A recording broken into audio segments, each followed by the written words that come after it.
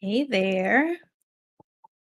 Just let me check that I'm actually live. I always have to do this, of course, because things happen and technology is not always our friend. So just give me one moment here as I'm checking that I'm live where I need to be live. Mhm.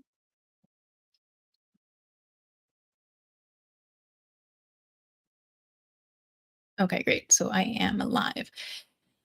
Thank you for being here on this Friday morning. If you're in New York, it's very, very snowy right now.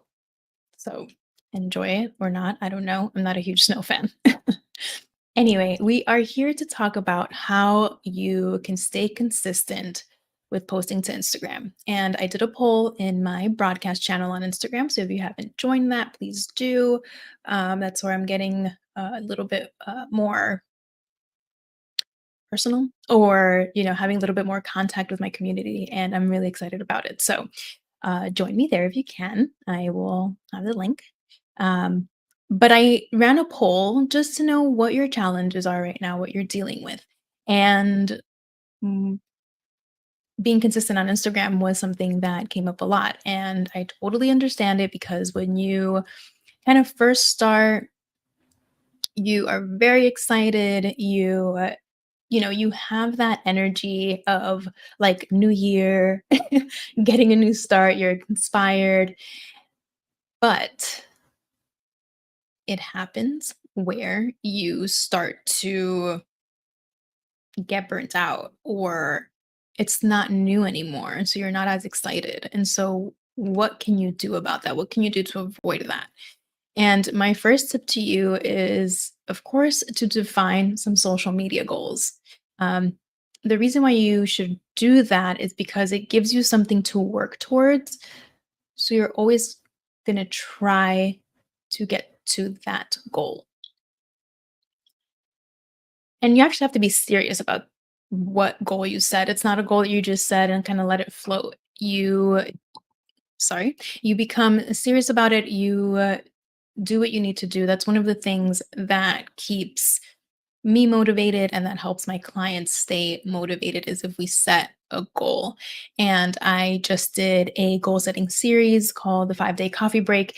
And that was all about not just setting this big goal that kind of floats in the air you never go back to, but really how to set yourself up so that you are able to reach the goals. So if you haven't checked that out yet, I suggest that you do.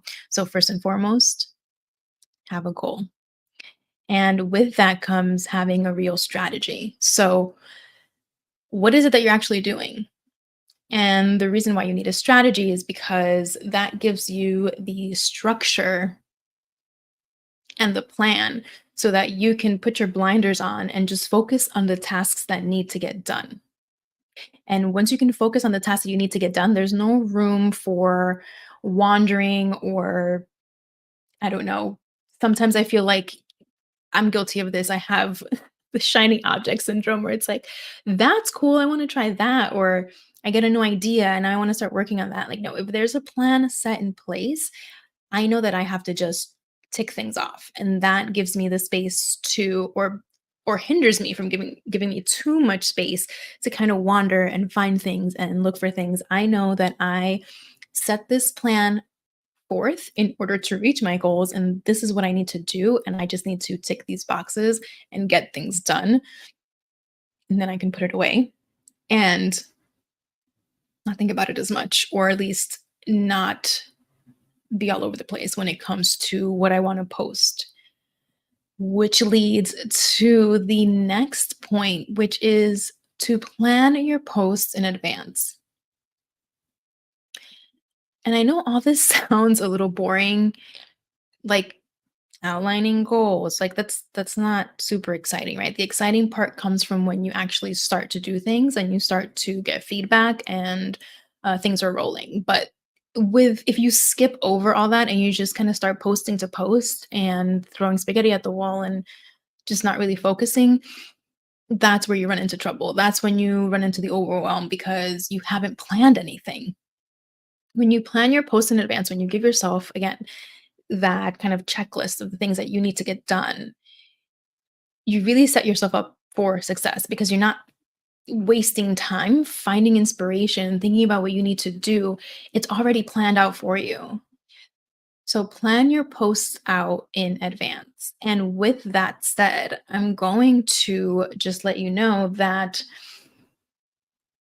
a lot of people, the big mistake I see people make is that they're so worried about the content that they're going to create that they skip over the part where we actually have to plan things out. We have to think about what we're talking about. We have to think about our audience.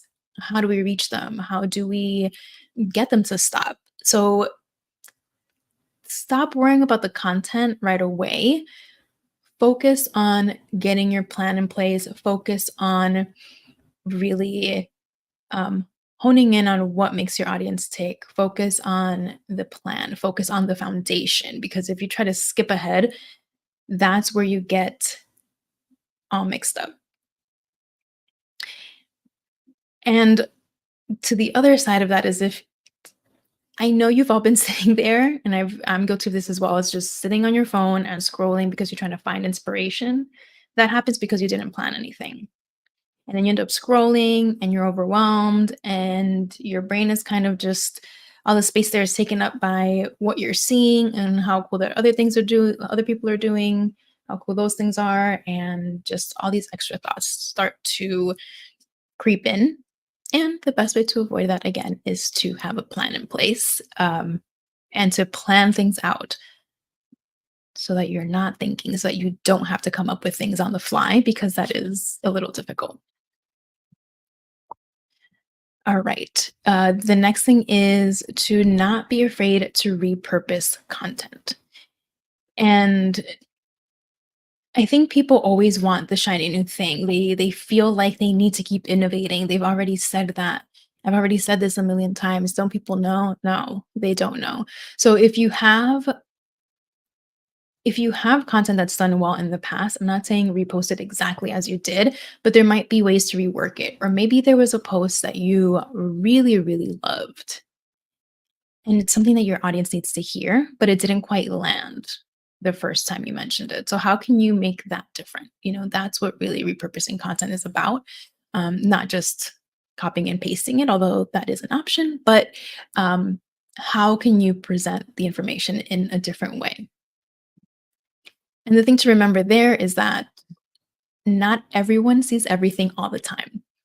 We feel like that, right? Because you're talking about the same things over and over. But think about like an artist, right? They have a single, they release that single. I mean, how long how long have they been sitting with this song? They had to write the song, have someone work on the music for the song, go into the studio and record the song. It's not going to be right the first time they do it. Then that has to get worked on and worked on and worked on. And then they still have to go out there and sing this song for weeks and months, and then they have to hear it even more when it's on the radio, then they have to perform it. So, yes, to you, it's gonna feel like, "Oh gosh, this is old. I've been talking about this. I've been doing this." Don't no, people don't know. They don't see things all the time. And one example of this is I thought, sometimes I come up with the same thing. I'm like, "Oh my gosh, people must know that I do this, that I have a blog."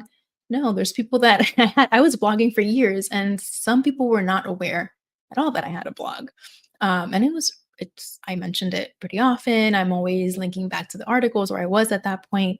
Um, so that's how common knowledge is not always as common as you think. And again, you feel like you're repeating yourself, but that's okay because not everyone sees everything. And the point is that we do have to repeat ourselves because if this is something you believe in, whatever you're selling, whether that's your services or a product, if it's something you believe in, that's the one thing you're going to talk about over and over again. So does it feel redundant to you? Yes, it's going to, but that's okay. We sort of have to lean into that. If you're talking about different things all the time, you are going to be confusing your audience. Unless, of course, that's lifestyle, if you're like a lifestyle influencer, but that's completely different. And even within that, there is niche subjects or um, concepts that people will create their content around. Okay. Next, one way to stay consistent is to use scheduling tools. And this goes hand in hand with all your planning. So once you've planned out your posts, how do you get them out there? Posting, like the actual posting, when you load your caption, you load your image. Um, it feels like it shouldn't be so time consuming, but it can become time consuming if you or disruptive. That's the word I'm looking for. Disruptive because you have to stop what you're doing and now dedicate 15, 20 minutes, however long, to actually getting this publishing this post and putting it out there.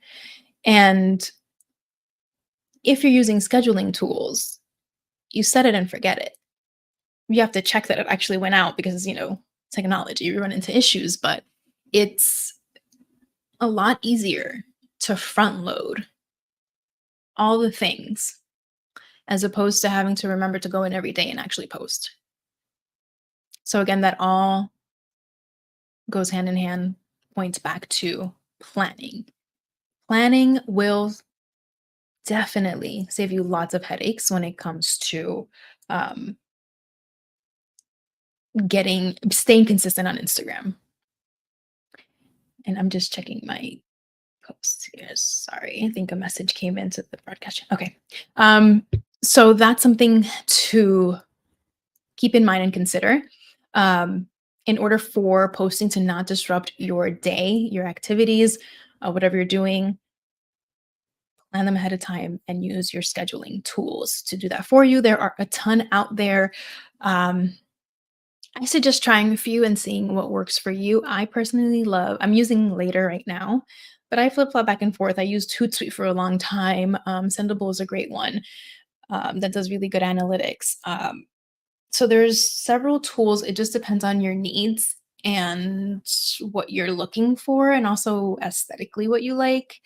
Planoly is another good one. I haven't used that one in a few years, but that one was really popular. Anywho, little sidetrack there, but just wanted to let you know what tools, because I know someone will have a question about it. Um, this is a good one. The next one that I'm going to talk about, I'm just looking at my notes here, is to pick the platform that your target audience is in. The other side of that is to pick a platform that you actually love. So you have to take both into consideration. And the reason why I direct people in this way is because if you hate a social media network, you're not going to go on it. You're not going to be excited about creating content or learning how to use that specific social media network if you absolutely hate it. If you hate creating videos, your YouTube is not for you because it's going to be a chore. You're going to come up with excuses and you're not going to want to create the videos. You're not going to want to go live. You're not going to want to do the things that it takes to be successful on there. So if there's a network that stands out to you that you really feel more attracted to, more attached to, then let's go all in on there. Go all in on there and learn how to use it really well. Spend your time there, build your community there, and then you can expand to the other networks, or you can passively post content on there and then direct people back to where you actually spend time. So that's a big one for me. The next is, where is your audience, right? So if you're trying to target uh, professionals, then you're going to go on LinkedIn. But that doesn't mean that they're not necessarily like on Instagram, because sort of everybody's on Instagram, because at the end of the day, there's people on the other side of the screens, on the other side of the phones. But really think about where your audience is hanging out and hang out there too. But if you absolutely hate it, you're not going to do it. So those are two things to balance out and bring into consideration when you are thinking about, like, why am I not being consistent on these social media channels? You might not like it. And sometimes that's something we just have to get over because that's where our audience is. Uh, but sometimes it's something that we can work with. Okay. And then the last one, um, if you are really, really getting overwhelmed and you can't stay consistent, I say just take a break, and give yourself time to work on all the other things that I talked about during this live. Take a break, take some time, set your goals, set a plan in place, figure out what your content is beforehand, front load all your content, plan out a week in advance. The plan is where the magic is. As boring as it is, once you have the core and you get yourself into a rhythm, then you have room to play. And that's what I like to teach my clients is let's learn the foundation and the structure so well that we get it down to the point where we can play. We can play a little bit, figure things out, try new things because once that becomes habit, it's like brushing your teeth in the morning. You get up, you wash your face, you brush your teeth. It becomes that automatic. So then your brain isn't thinking as much about it. And so you have room to be creative and do all the extra things or use the network to your ability a little bit more. So time out, get your foundation straight. Take time to actually think about what you need to put together, what you're missing. Be honest with yourself. And this is just, I've been talking about this for years and I will not get tired of it because being intentional about what you're doing is how you save time in the end. Being honest with yourself. What is actually your capacity? I don't want you to set a goal of posting 50 times a week when there's no way you can get that done. It doesn't make sense. So be honest with yourself about what you actually can do. And if you walk away with just one thing from this live, is that I want you to work to your capacity, what you can actually do. Because when we bite off more than we can chew, that's when you freeze up. That's when you're like, oh, I'm not going to hit this goal. So I'm not going to try anymore. And that's where you run into trouble. So have a plan in place. Be honest with yourself. What can you actually do? And that is how you stay consistent, not just on Instagram, but on any social media network, is to have a plan. It's that boring and that simple. But that's the only way to stay consistent. Not the only way. There are people out there who can just like come up with things on the fly, but that gets really difficult. And so planning and figuring out what you actually can do are the two main things that are going to help you stay consistent. And that's something that I help my clients figure out. Every person is different. Every person's at a different level. So test things out, try them. Doesn't work for you, back to the drawing board. And it's okay. It's okay to go back to the drawing board. Um, you're not going to know what works right away. Sometimes we think we have the ability to do XYZ, and then when we're actually doing it, it's just not possible. And that's okay. But I want you to get to a place where it becomes second nature, it becomes easy, it becomes a routine. Maybe that's giving yourself time to, blocking out time in your calendar to come up with your content and then have that ready for the following week. I don't know. Everyone's different. So that's what I help kind of clients navigate through and figure out. But yeah, these are my tips. If you have any questions, let me know. I'm going to check if there's anything coming in anywhere.